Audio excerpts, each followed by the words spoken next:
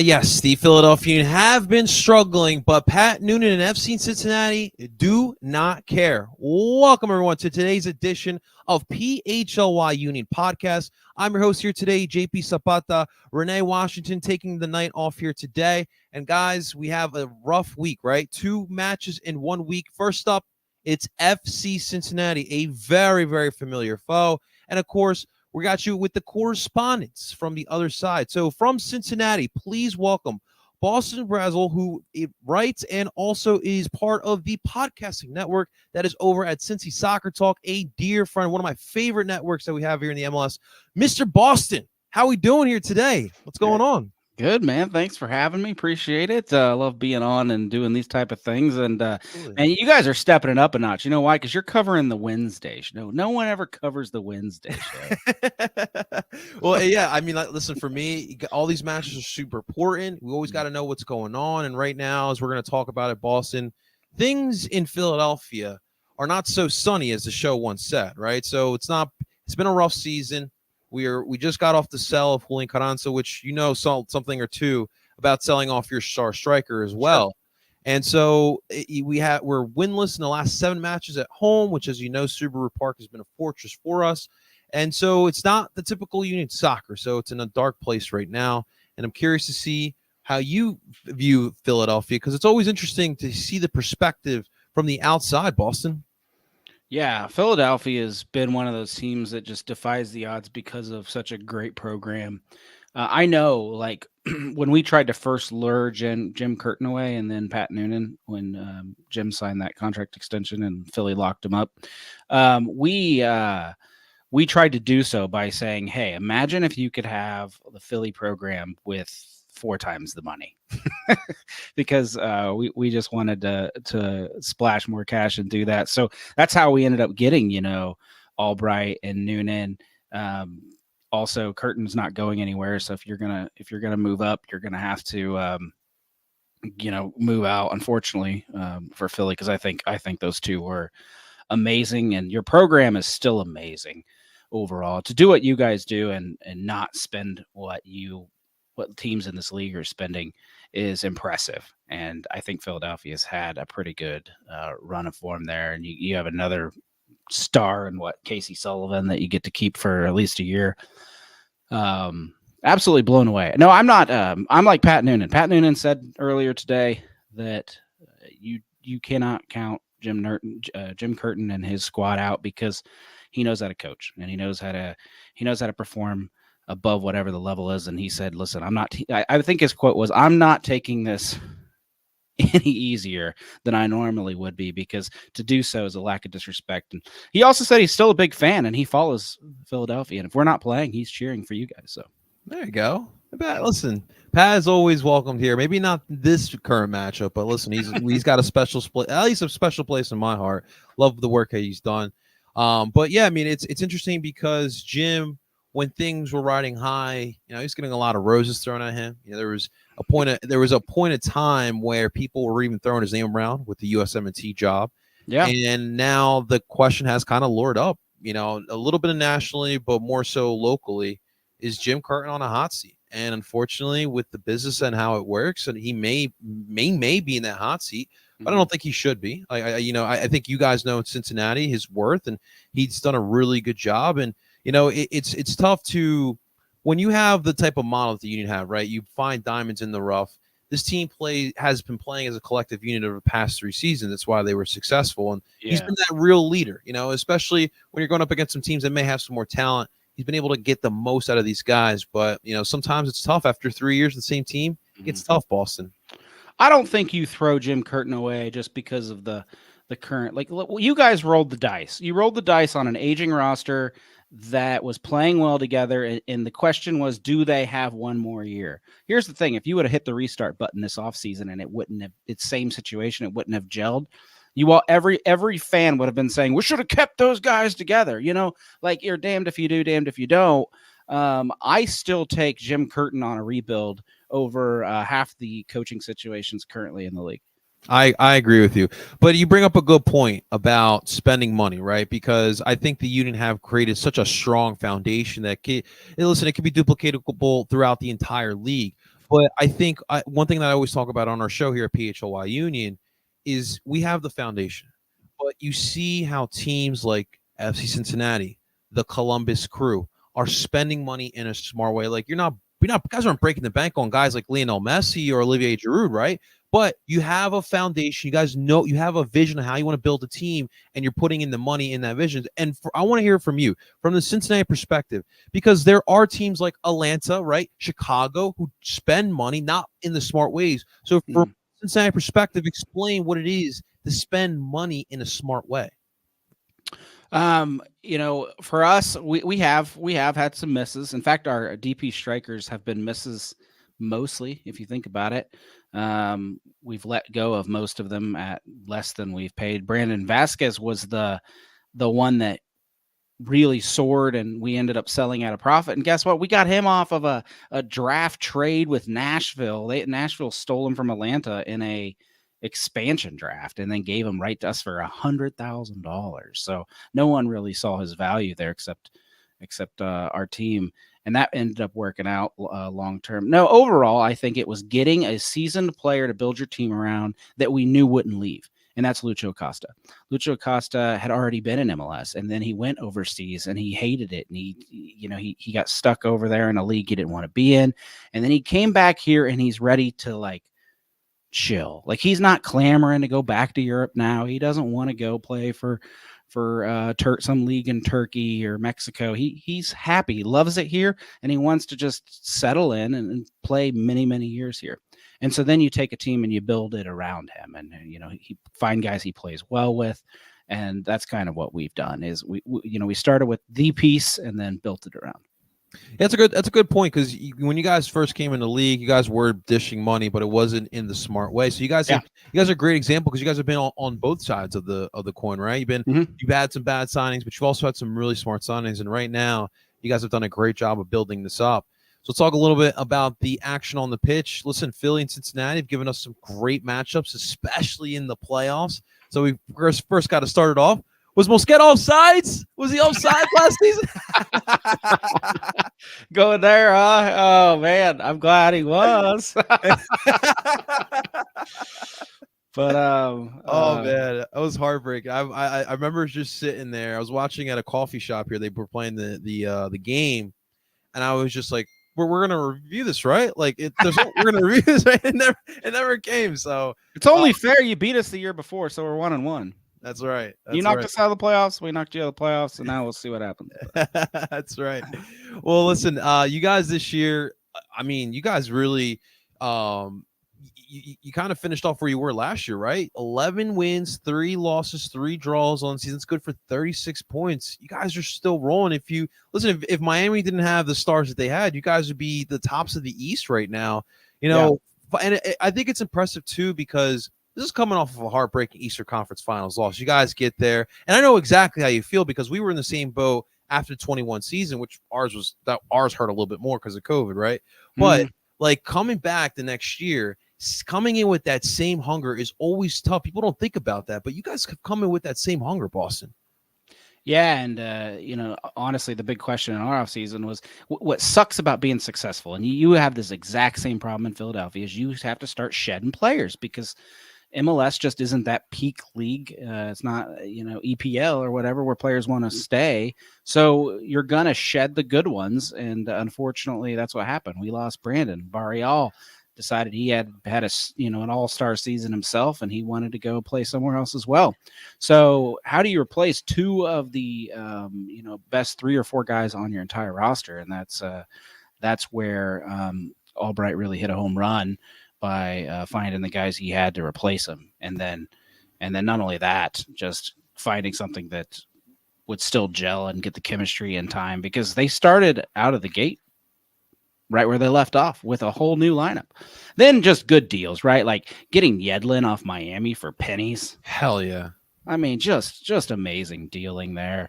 And then now they're talking about replacing Bupenza in the summer window and bringing in a new DP. So hopefully we're just stacking the team a little bit more, honestly. But it feels good to answer your question. Dude, Bupenza, didn't he get a fight at a bar recently? That guy's a mess, man. We Oh my we god, had some bad luck because we had Audie getting a DUI our first year in that's MLS. right. I Yeah, remember that. we've had bad luck with the strikers getting here and then going out every night and clubbing and whatnot. So yeah, Bupenza, in Bupenza's time here, he's been late to national team practice, late back to FC Cincinnati twice. Had a porn tape come out. I heard that one. And then been in a bar fight with a boxer and shattered his jaw. So. Dude, Boston, what's going on in Cincinnati? You guys a new Bourbon Street? What's going on in Cincy? Apparently a lot after I go to bed.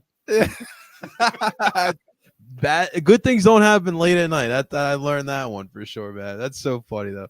That's so crazy. Bupenza, it didn't work. Listen, it seemed like it didn't work out, and you guys realized the situation, and you guys might play though. Hilariously, he might play against you guys. Yeah. But it's just the ambition is just what gets you, man. Like you recognize a problem, you want to fix it. Instead, our organization, our club here is like, well, listen, all right, we would like a striker, but someone in the youth academy, that striker right now may take it like this. This whole mindset is just absolutely wild. But let's talk about strikers because you brought up Vasquez, and that's not production that's easily replaced, right? 17 goals throughout all the competitions. Mm-hmm. He was huge. You talked about the diamond in the rough. You guys really made out well with that one. I'm intrigued though. I saw the San Jose match. You got the hat trick. All three of the goals assisted or came off of Luciano Costa. And I looked at Yuya's numbers this year, 6 goals. All of them came from a Luciano Costa sit. Everything goes from Luciano Costa. Well, that too. But Yuya, I've obviously watched for a while now because he's been here since the beginning of you guys, the MLS. Yeah, he's great. He's one of those underappreciated players in this league because he does a little bit of everything. Swiss Army. He's played every position but the back three. That's crazy. That's versatility that we love here in Philly. But kind of talk about just I guess Yuya's relationship with Lucho, but Lucho's relationship with the attack because, man, he knows how to put the ball where these guys want it. Yeah, Lucho has free reign. You'll see it. He does not have a position. They'll put one on the match you see to start the week. An hour before the game, you'll pull it up. You'll see FC Cincinnati's playing an XYZ formation. Watch Lucho. He'll be on the left. He'll be on the right. He'll be in the middle. He'll be in the defense. He goes where he wants, and the rest of the team is ordered to conform around him. Like, get out of his way if he comes. So that's where like players like Bupenza struggle because they're used to being that target guy. Well, if Lucho decides he's the target guy, then you need to move. And so the whole team kind of just runs that. Kubo has figured it out. Kubo is like, you know what? I'm going to be where you need me to be, and I'm going to give you the ball when you need me to give you the ball. And their chemistry is flying now. And I think we saw that with that hat trick. Just absolutely amazing. It is absolutely ridiculous seeing, just Lucho. Just first off, you talked about it earlier, him just staying here in this league, falling in love with Cincinnati. That's the type of stuff you want to see, right? A lot of these star players staying here rather than trying to find somewhere else to play. It is definitely really cool to see. Now on the back end, like I want to talk about that defense because you talked about it, but I love the moves. Obviously, Miles Robinson. People are wondering why are you giving a type of deal to a guy with an injury history and a defenseman. And then getting DeAndre Yedlin, that was a great steal. But, look, one thing I always said about this league is for a long time, we didn't emphasize the back line.